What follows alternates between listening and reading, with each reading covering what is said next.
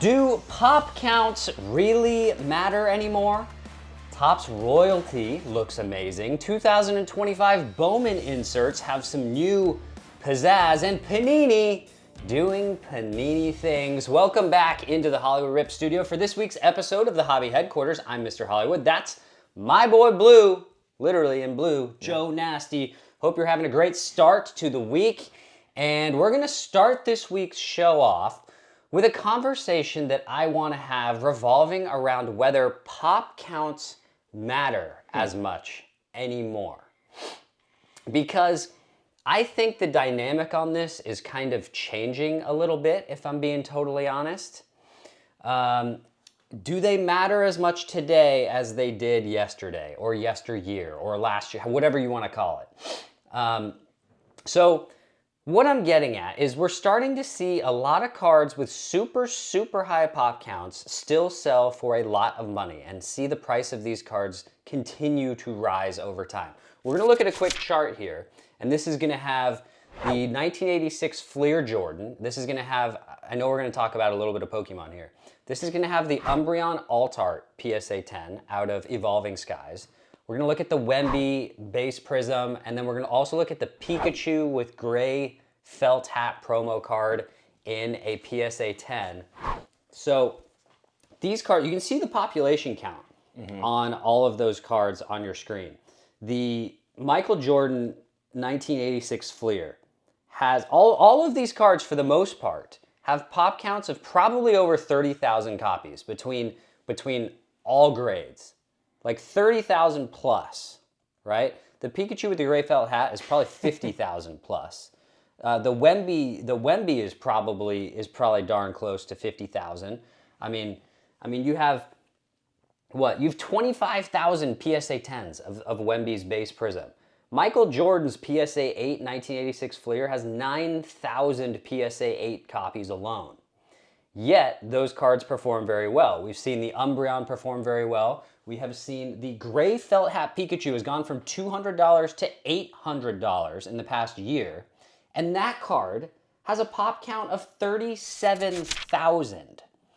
Unfortunately, I sold that card for $300 like 8 months ago. Tough scene. Rip. Yeah. But this comes down to supply and demand. Right? Everyone says, oh, the pop counts on these are way too high, it's trash, it's junk slabs, you know, whatever.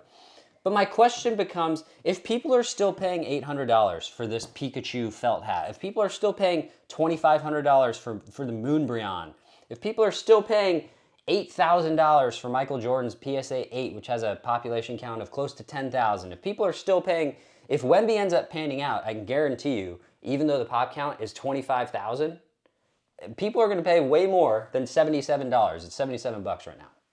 So I kind of view pop counts as supply and demand.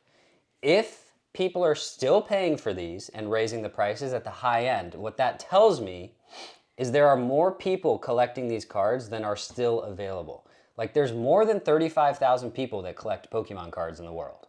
I think that's a safe assumption. Yeah, it's millions of people collect Pokemon cards. So if you ask me, there's a bird on our studio roof right now. Big fan. Yeah, maybe it's a Pokemon. Who knows? If you ask me, seeing super high pop count cards do very well tells me that the hobby is doing well and that it is growing and that there are more fans because at the end of the day, this is supply and demand. So what gravity do we give to a card that has a pop count of 25,000 versus 10,000? Does it really matter that much? I'd say probably. Because the thing that catches my eye about these ones that we're talking about specifically is that these are pretty special versions, right? The felt hat is unbelievable. Well, yeah, I mean, like, it's a promo card. It's a promo card, and like more than 40,000 people are definitely going to want that. So I think that's a big deal. Anything Wembanyama, everyone's going to want. That Umbreon card is gorgeous.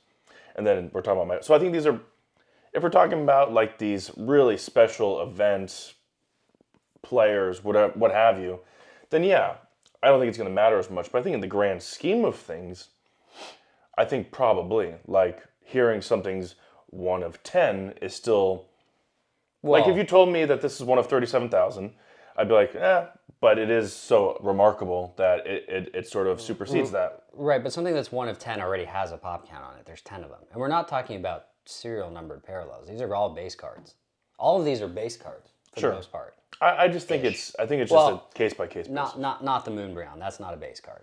No. But yeah, I think I'm kind of with you on that. I think it's a case by case basis because at the end of the day, the best Pokemon or the most popular Pokemon and the most popular sports athletes, whether you're the greatest of all time or the up and coming hot shit like Wemby, whatever. Yeah.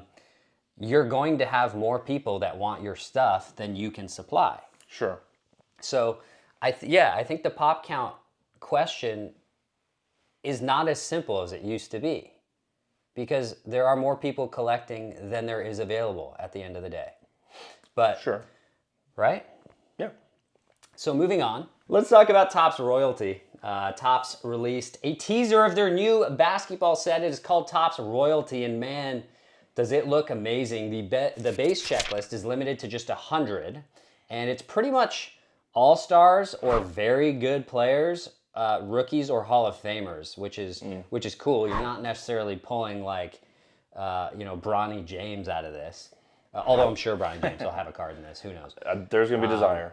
Yeah, so it's a slightly higher end set. It's 1 pack per box, and there's 8 cards in that pack. But of those 8 cards, 4 of them are autographed, 2 are game-used memorabilia, and then you have 1 base and 1 parallel per box. They cost $490 on pre-sale, where it obviously sold out immediately.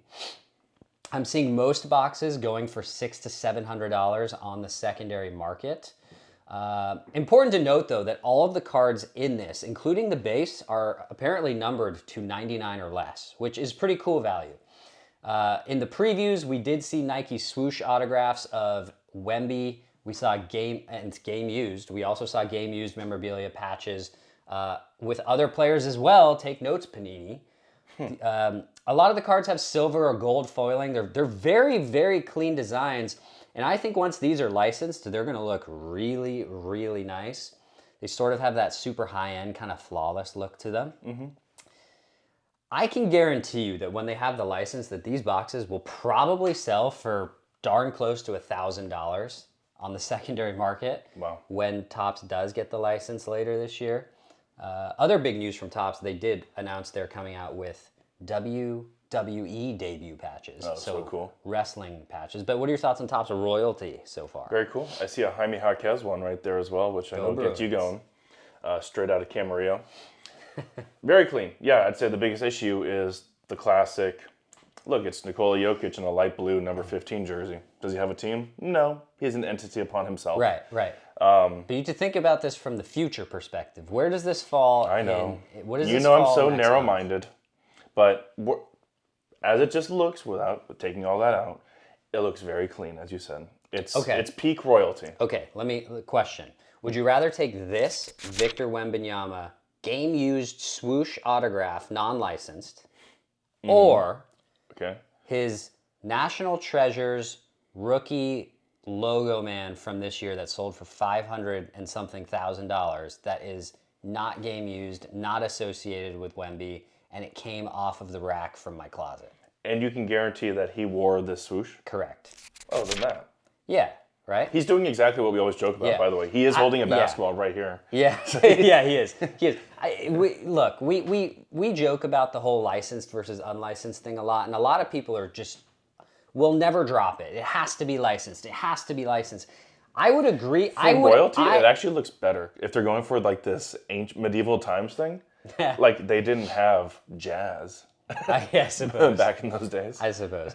I mean, these cards, if you're talking, if we were in a world where Panini was putting in game-used Wemby logo men into that card, I would tell you, you know what? I don't have a problem with you wanting that card because it's licensed and it has a game-used logo man. I would probably, that's a toss-up for me, but I would probably choose the licensed version if that were the scenario. Sure. But it's not game used. So in that scenario, I'm taking the autograph with the game used swoosh. I see what you mean. Like, for sure.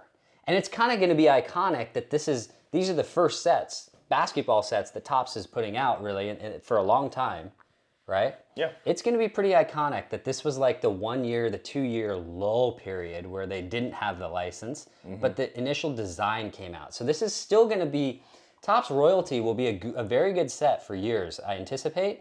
And it'll be like when the first set of Prizm ever came out, still carries a premium.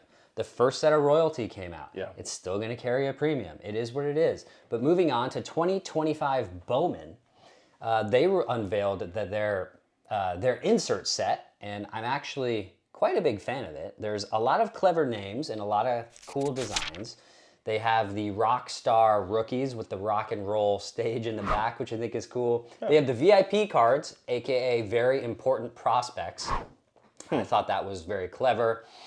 Different players have their own insert cards. Aaron Judge has a Aaron Judge's chamber of cards, kind of looks like a courtroom, which I think is very creative. Yeah, I like that. Of course, you have the top 100 cards, you have spotlights, you have the anime cards, and you have stained glass as well. We talked a little bit I like that one a lot. about stained glass a couple weeks ago.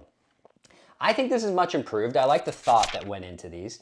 I still think that Topps needs to do more full bleed cards that don't have a border or a little more awe-inspiring. I think kind of thinking towards like kabooms, stuff like that.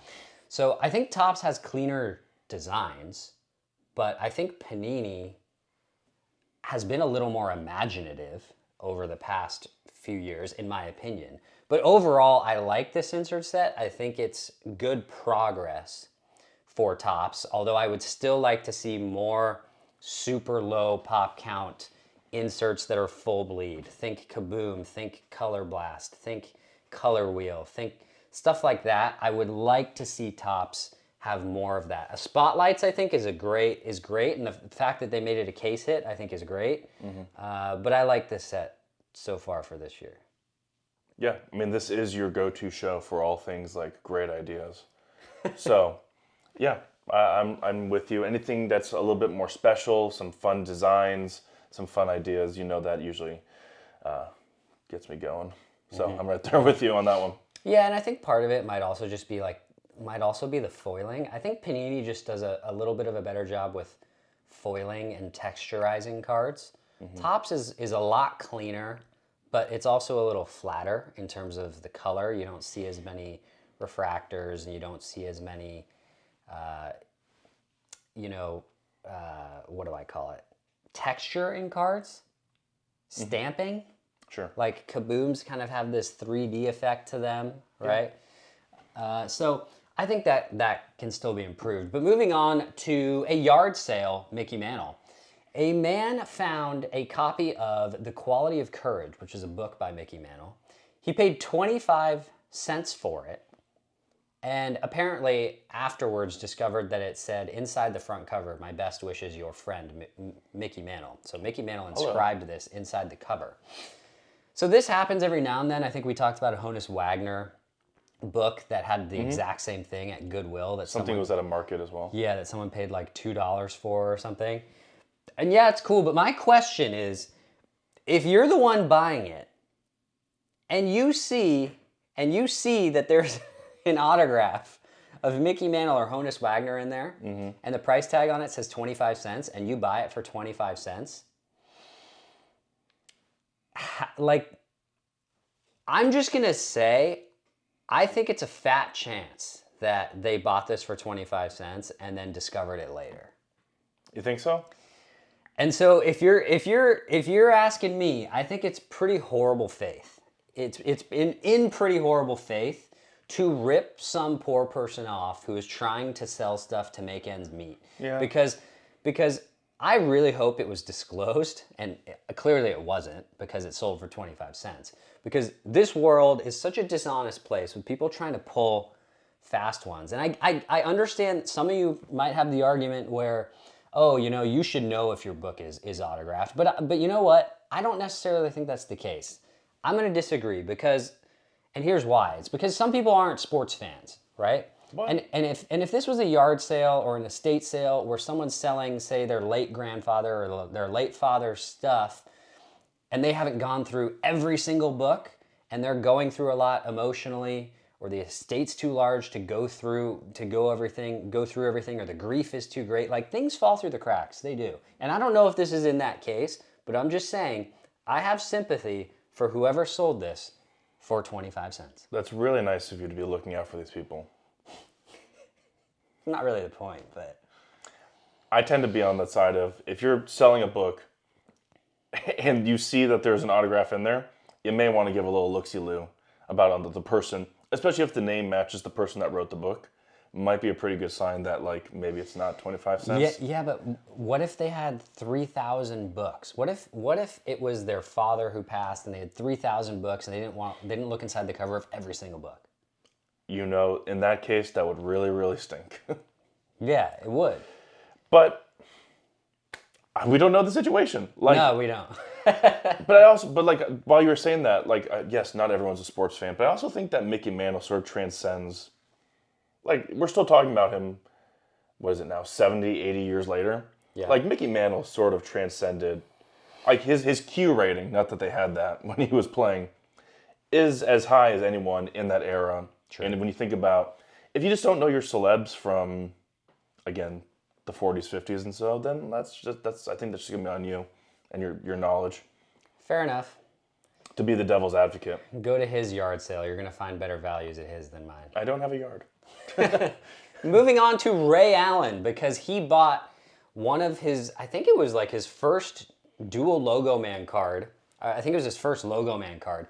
But yeah, Ray Allen has a dual Logo Man out of Exquisite with Michael Redd, of all people. I love Michael Redd. Yeah, Michael Sweet Redd shooting lefty. was a legend. He was. And I really like it when athletes participate in the hobby, and love that Ray Allen was contacted by Fifth Down Sports Cards to make a deal for this. So good job, Fifth Down Sports Cards.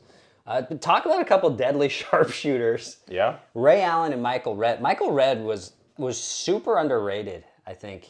I mean, this dude was averaging consistently high 20s for years. He had a stretch there where he was, you know, like Ray Allen was still around, but like he was top 5 shooters in the league, putting up huge numbers. I mean, he was a top 5 player in the NBA at one point, maybe. I'm going to double check in a second. This is coming off the top of my head. Michael Redd might have been the last man on the bench for the 08 Redeem team because he was that good, and they brought in a sharpshooter. Let me double check real quick. He'll double check it. But that's how good he was. Like, we don't just say No. Michael Redd. Michael Redd's a legend. We're not bloviating. No. And I mean, comparing him to Ray, I mean, Ray Allen's obviously, you know, probably the greatest three-point shooter ever. But there's well, no. I mean, Curry maybe. But like he was one of those shooters where like he put it up and you're like, shoot, that's going in. Yeah, exactly. Curry and Ray Allen, probably the quickest releases ever. Yeah, Steph Curry is a little bit different because he has that. He kind of throws it up there. But Michael Redd truly was, Ray Allen, if you had a DVD for shooters, perfect form, perfect release, right there above the head. Yeah. It seemed like it was just his wrist, which obviously it wasn't. Yeah. They said he never had a cheeseburger in like 30 years. Like Ray Allen was peak shape, peak shooting. Like I wonder when's the last time he's had a cheeseburger now. Have you seen his tweet that went viral that one time? It's not school appropriate, but Ray Allen had a slip up. Yeah, Michael Redd was on that Olympic team. That's how good he was. Yeah. He was on, I mean, and the Redeem team was a darn good team. Well, that was peak Kobe, peak LeBron, peak D. Wade, Chris Bosh, like Dwight Howard, people can look it up. I think there's a Netflix thing. Yeah. Peak Chris Paul, that's... Yeah. And they had to battle it out with a really good Spain team. They did. But moving on to our last story of the week, and that is... And Michael Redd was on that team. That's how good he was. And that is Arch Manning, who is now a Panini exclusive athlete. So Panini has signed... That feels weird that he's still in college. Yeah, I know. So Panini, it's going to get even weirder. Oh, God. So Panini has signed Arch Manning to an exclusive autograph deal, who, of course, is the odds-on favorite to be the #1 overall pick in the 2026 NFL Draft next year. Mm-hmm. And I can't help but laugh here because this is Panini again doing the thing that they're suing Fanatics for doing, which is signing athletes to exclusive autograph deals, which, by the way, is something that has been done since the early 1950s. Bowman, before Topps acquired Bowman in the mid-1950s, I want to say, Bowman and Topps were in an arms race signing players exclusively. And we'll talk later this week a little bit about that because one of our cards on our Invest Cards of the Week. Invest question mark. Yeah, Invest question mark. One of those cards, that set did not include cards of a few notable players like Duke Snyder and Gil Hodges and one other because they were exclusive to Bowman at the time. So this has been going on for 70 plus years, and yet Panini is suing Fanatics over this and then doing the same thing. Now, Panini has Shedeur Sanders, Travis Hunter, Arch Manning, and Caitlin Clark now, 2 exclusive autograph deals. And this is the part where you're gonna laugh. Okay. They also just signed 6 of the McDonald's All-American high school kids to exclusive autograph deals too. So it sounds like Panini, in order to battle the loss of licenses, is just signing kids exclusively younger and younger.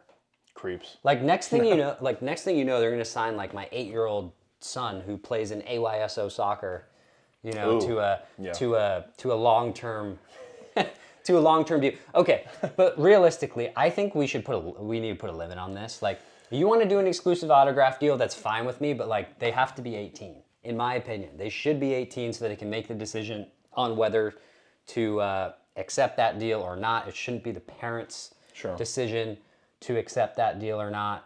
What are your thoughts on Arch Manning exclusively to Panini, but I'm also going to sue you for trying it also for the last 70 years. A lot of places to go from there. Panini being Panini. The Arch Manning thing, I mentioned it, it feels weird for a kid still in college to be signing something like that. And it comes on the heels of your newest QB at UCLA. Yep. Which stinks to high hell to me. Nico? Iamaya Leva? Nico, I'm a leave ya. I'm a leave ya. He certainly did that Tennessee, to I'm gonna leave ya. I'm a leave ya. And now Nico is actually losing money by coming to UCLA. Is he? Yeah, because of California taxes. Oh, there you go. They make the playoffs and he wants a bigger bat. Like crazy. The articles surely put out there by Tennessee were saying this is who he is. They went to the biggest NIL. That doesn't matter. 18 years old is probably a good idea, but also that's anti-capitalist, right? And you can't really cap someone's earning potential in theory, especially with NIL. You're no longer losing NCAA eligibility. So, like, it would be really nice, and I think it'd be really ethical to not be scooping up the youth in terms of brand deals, but also if you have the earning potential at such a young age. Yes. It is like the McDonald's All-Americans, but they don't always pan out. This goes back to the whole, this could be a whole nother show. Truly. For an hour, we could talk about why I think NCAA athletes should not be paid. I agree. And I played Division I NCAA sports, and I still don't think I should have been paid, right? Not that I would have been, but what would your NIL deal have been? Yeah, my NIL deal would have probably been like Panda Express twice a week for 4 years. Baja Fresh. And maybe like a change up Baja Fresh on Wednesdays is my guess. But that'll wrap things up for us on this week's episode Very marketable. Of the Hobby Headquarters. Hope you enjoyed this week's show. If you did, don't forget to like this video and subscribe to the channel. We really appreciate your support, and ring that notification bell so you don't miss the next one either. So until next time, which will be tomorrow, we'll see you then for Hot in the Hobby. Mr. Hollywood and Joe Nasty, out.